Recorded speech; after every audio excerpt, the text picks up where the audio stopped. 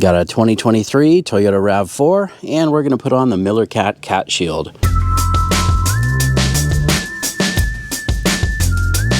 Hey, what's up YouTube? Dan the Fix-It Man. Got another quick video here for you. Got another MillerCat CAT Shield that we're going to install on this 2023 Toyota RAV4. You'll need some protective gloves and eyewear, a 10, 12, and 17 millimeter socket, a ratchet, a bit driver or ratchet driver. I actually have a little bit holder here on this ratchet with an extension, a little trim tool, flathead screwdriver, and a little pig tool or another flathead screwdriver that's small, works well. And you'll also need a torque wrench and a 12 millimeter flex head ratcheting wrench. And there's a nice little hardware kit here. They also include some thread lock as well to make sure that we put that on all of the fasteners that attach the shield. Now they recommend that you don't use any power tools or anything like that to put this shield on, but I'm going to use my little Milwaukee to take off the plastic splash shield on the car, and that's the first thing that we need to do. Now these are just little screws that are going in to hold this plastic shield on, but we need to take off 7 of these, and then there's one plastic 12 millimeter nut over here. These last two are actually bolts, so just take note to where those ones go compared to the other ones that are screws. And then there's 3 that are along the outside here.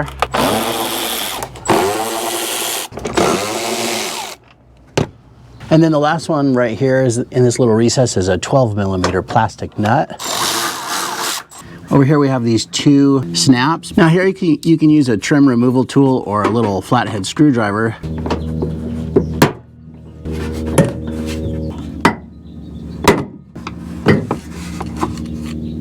All right, now in this little recess right here, this is a little plastic retainer, and there's another one right here. These actually come out pretty well with a flathead screwdriver. You just unthread them, and at the same time, gently pull down on the shield. Okay, we got that one free. You just have to pull down with a little bit of pressure while you unthread it. There, we got it. See that? Now they're both loose. All right, and then there's little clips here in the end. Once you drop this down, just kind of pull them out of it. All right, and then here's our splash shield. Now we need to take off this innermost white clip here, this little clear plastic clip. This is going to be replaced by a little thumb nut later. Just pry these little plastic tabs out. I'm just using a little flathead screwdriver. There's the one side.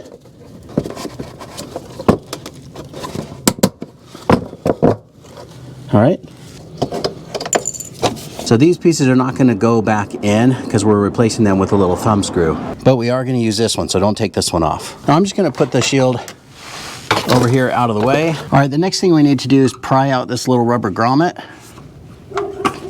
We're just going to be using this hole as a locating hole for the side bracket, so we don't need to reuse this. And then this subframe bolt here, this is the rearmost subframe bolt on the passenger side. We need to take this off.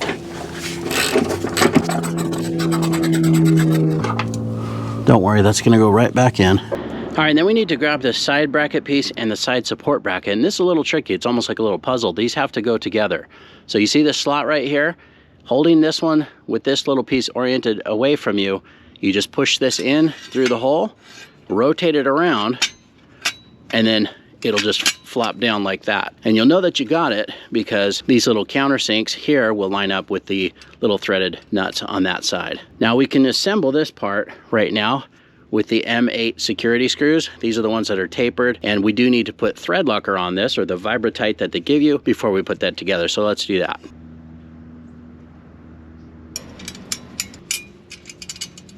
Now it does say that you can go ahead and fully tighten these. On the M8, you're going to want to tighten these to 80 to 100 inch-pounds.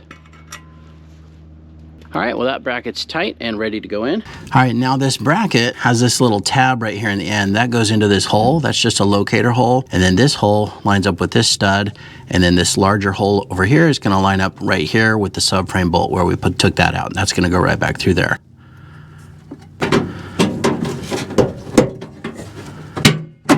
Might have to just flex this heat shield just a little bit to line that up. That looks good. Just put that subframe bolt back in. Now it says loosely, so we're not going to snug that down just yet. And then we need to put this M6 security nut on this one here. And I'm just going to put a little bit of thread lock on that first. Just get that started. Now here again, the key is to leave this loose, so you really probably don't even need the security bit just yet. We'll use that when we tighten it, but right now it's just in there and it's loose enough. So let's move on to the next step. All right, now we need to install the front upper bracket, which looks like this. You know you have the correct orientation when the one that's facing down right here, the side of the flange that has the hole down, that's gonna line up here with this side bracket. Hook this around, and then you see we've got a little stud right up here at the top. That's all we need to do is just line that up. Now it does call for the washer installed first. So it says you can just set it up there first and then line that up over that stud like that. And then we're gonna install this security nut. I'm gonna put some thread locker on here first. I should have done that before I put it up there. All right, we've got some thread locker installed on that nut. Let's just go ahead and get that started by hand. Not tightening this or torquing this down just yet. So just make sure that that's nice and snug for right now. All right, and then we can move on to the rear bracket, and orientation is similar. Basically just this hole right here, you can see that it's gonna line up with the stud tucked back in there. This one's gonna be a little bit harder to get to tighten. I can see why they need the 12mm flex head wrench.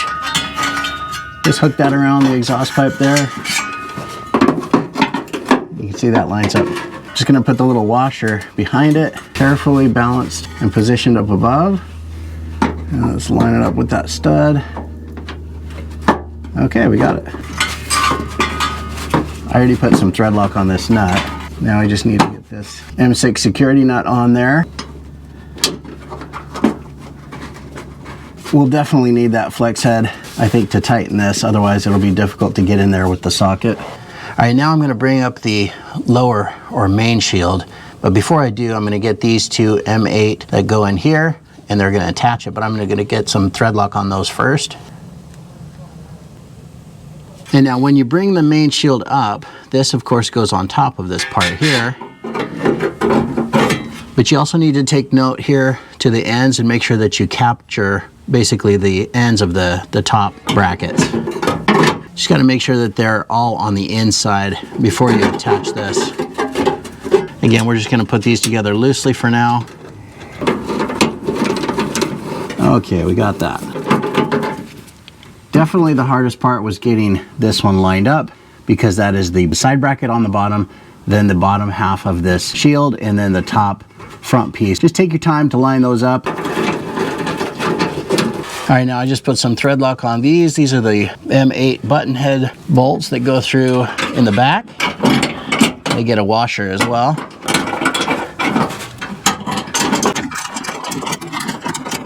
Okay, and then there's one in the front that we need to do. And just the button head M8 with the flathead washer. We've got thread lock on here already. Here I just kind of had to pinch this a little bit to get that hole to line up. All right, now starting from the front to the rear, we can start tightening everything. Now they give you the tightening sequence in the instructions, and we start with this one here in the front. This is the M8 button head.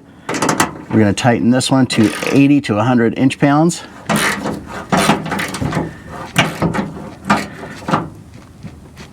These, by the way, use a different security bit than the M8 little tapered screws here. So just make sure you're using the correct bit that they give you. All right, next we need to tighten the two at the rear. Again, these are 80 to 100 inch-pounds.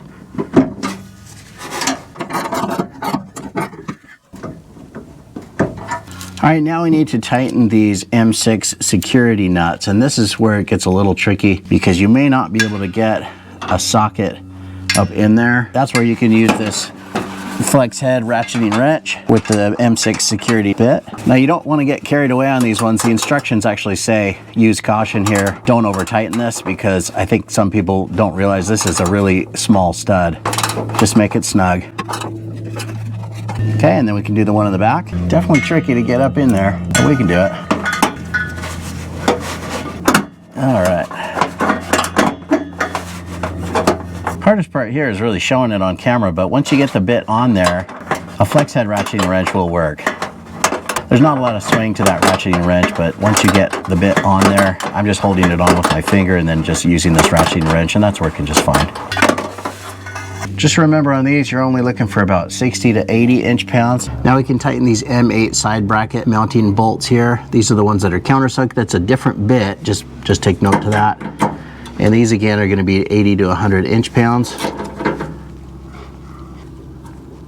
And then we can tighten the subframe mounting bolt here. I do recommend a torque wrench here. I'm using the Gear Wrench 85062, and that's going to be 63 foot-pounds. And then we can tighten this right here. This is that last M6 security nut with the little security nut bit here. Again, you don't want to overdo these. These are the smallest ones, just about 60 to 80 inch-pounds. All right, now we can bring the splash shield back in place. I just wanted to point out these little side clips right here. We just have to kind of hook these up underneath. Now this one's a little tricky. There's a little drain tube right there. You got to get around that, but we also got to get into this little side clip like that. That looks good. And then we can put all these screws and clips back in. Now this outer clip just actually pushes on. You don't even have to thread it on. Just push up and that clipped into place. And then we can put in the rest of the 10mm screws and nuts all around here. There's a 12mm, that looks good. Now just a note on this splash shield, this one in the front of the vehicle goes above, so you need to make sure that this gets tucked up underneath. And then this one here is a bolt. And then this one here also gets a bolt. And then right here, these snaps. And then finally, we put in this little thumb screw here. This is just a knurled screw that goes where this previous plastic clip was that we took out. And this, we just have to thread that on there and make it snug. All right, there we go. And you're done. There it is, installed and ready to go. Solid, no rattles, nothing like that. This is ready to go. Got the plastic shield back up and everything looks great. If a thief rolls underneath here and sees this, they're gonna know just to move on to the next vehicle. Now, as you saw, this is different than some of the other shields that I've done. This is more of a cage surrounding the catalytic converter. And of course, it's attached with several bolts and several attachment points. So even if they did cut this off, they're not gonna be able to take this whole thing away. I mean, this would take a lot more work and a lot more effort than a thief is usually willing to do to steal these. Unfortunately, this is an epidemic. They just keep stealing catalytic converters. Hopefully it'll stop someday, but it doesn't seem like it's slowing down. The thieves just have no regard. This is completely and utterly so frustrating. Even that we have to do this. Some of you that have commented on some of the other MillerCat videos that I've done, I know it's really, really frustrating. If your catalytic converter was stolen and that's why you're watching this, I am very sorry. I know that it's terrible. It just ruins your day. I mean, to go out and start your car and have it be open exhaust and just super loud, it really will startle you. It's very, very, very kind of scary. I mean, right then and there when you realize it's happened, you just feel violated. And then of course you're just saying, man, I wish I would have done something. Because a lot of us do know about this now. You know that you can do something to prevent this. Something physical like this, a physical shield or cage around this, is really the best way to deter a thief, in my opinion. You can also spray paint and engrave them, but this definitely looks a lot nicer.